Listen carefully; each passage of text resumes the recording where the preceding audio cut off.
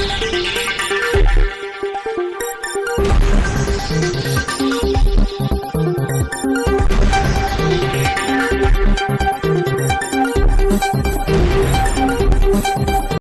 તાલુકાના મેઘપર ગામે પારસ નગરમાં 24 વર્ષીય યુવતીની હત્યાની ઘટના બનતા સમગ્ર પંથકમાં ચકચાર મચી જવા પામી છે।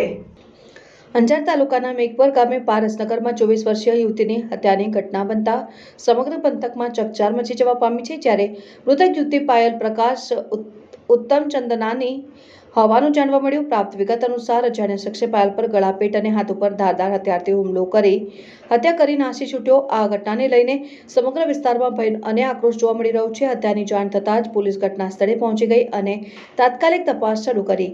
પ્રાથમિક તપાસમાં શંકાસ્પદ વ્યક્તિઓને તપાસ કરવામાં આવી રહી છે। હત્યા પાછળના કારણો અંગે હજી સ્પષ્ટતા થઈ નથી। પોલીસે મૃતદેહને પોસ્ટમોર્ટમ માટે મોકલી આપ્યો છે અને આગળની તપાસ શરૂ કરી દીધી છે। જોકે આ હત્યાની ઘટનાને લઈ સ્થાનિકોમાં ભારે રોષ જોવા મળી રહ્યો છે। રિપોર્ટર ભરત ઠાકોર, શિનોર સમાચાર ન્યૂઝ, કચ્છ।